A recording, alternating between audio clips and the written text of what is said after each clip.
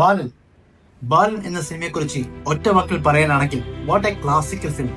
ഒരു സിനിമയെ എങ്ങനെ ക്ലാസ്സായി എടുത്തു വെക്കും എന്നതിന്റെ ഏറ്റവും വലിയ എക്സാമ്പിളാണ് ബാലൻ എന്ന സിനിമ. അതിൽ പിന്നണി പ്രവർത്തിച്ചവരെ പ്രത്യേകിച്ച് പറയേണ്ട ആവശ്യമില്ലല്ലോ. സംവിധാനം ചിദംബരം, സ്ക്രിപ്റ്റ് ജിത്തു മാധവൻ, ക്യാമറ ഷാജുക്കാലി, മ്യൂസിക് സുശീഷ.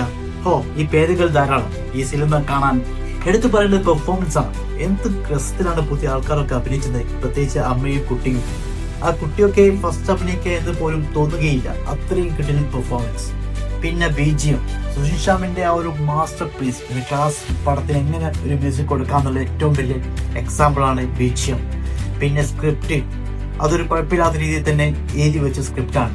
പിന്നെ നമ്മുടെ ഡയറക്ഷൻ, അത് പറയണ്ട, നമ്മുടെ ചിദംബരൻ ഒന്നും കൂടി തെളിയിച്ചിരിക്കുകയാണ്. It's a brilliant direction. കാരണം ഓരോ ഭാഗത്തും ചിദംബരൻ ടച്ച് ഉണ്ടായിരുന്നു.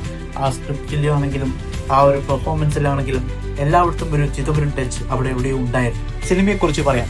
First half, what A brilliant making. എന്ത് രസത്തിലാണ് ഫസ്റ്റ് ഹാഫ് കൊണ്ടുപോയത്. കാരണം ഫസ്റ്റ് ഹാഫ് പോയത് അറിഞ്ഞില്ല. ഒരു മിസ്റ്ററി ത്രില്ലർ മൂഡിലാണ് ഫസ്റ്റ് ഹാഫ് പോയത്. പക്ഷെ സെക്കൻഡ് ഹാഫിൽ എത്തുമ്പോൾ അത് നേരെ ടോട്ടലി ചേഞ്ച്ഡാണ്. കാരണം അവിടെ കുറച്ചും കൂടി ഇമോഷണൽ കണക്കാക്കാനാണ് സെക്കൻഡ് ഹാഫ് തോന്നിയത്. കാരണം ഫസ്റ്റ് ഹാഫിനെക്കാട്ടിയും ആ ഒരു ജോണറിന്റെ പ്രത്യേകതയായിരുന്നു സെക്കൻഡ് ഹാഫ്. ഒരു ക്യാരക്ടർ സെക്ഷൻ തന്നെ മാറിയിരുന്നു. കാരണം ഫസ്റ്റ് ഹാഫിൽ ക്യാരക്ടർ ഒന്നും ആയിരുന്നില്ല സെക്കൻഡ് ഹാഫിൽ വന്നത്.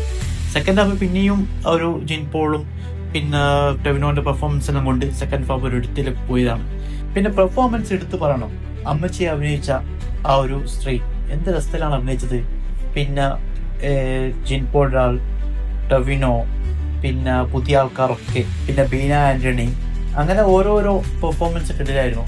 പിന്നെ ഷജു കാലത്തിന് ക്യാമറ എടുത്തു വെച്ച ആംഗിൾ, ലൈറ്റിങ്സ്, പിന്നെ ആർട്ടൊക്കെ എന്ത് രസത്തിലായിരുന്നു. അതൊരു വീടുണ്ടായിരുന്നു. വീട് ഒരു 5-6 വർഷങ്ങൾക്ക് ശേഷം ആ വീട് വീണ്ടും കാണിക്കുന്നുണ്ട്. അതൊക്കെ എന്ത് രീതിയിലാണ് ആർട്ടൊക്കെ ചെയ്തു വെച്ചിരിക്കുന്നത്. അങ്ങനെ ഇത് ക്ലാസ് പടം എന്തായാലും വൺ ടൈം വാച്ചബിളാണ്. എല്ലാവർക്കും ഇഷ്ടപ്പെടണം എന്നെനിക്കറിയില്ല, പക്ഷെ കിടിലൻ മൂവിയാണ്. ഒന്ന് കണ്ടു നോക്കാം. XM channel, please subscribe and like.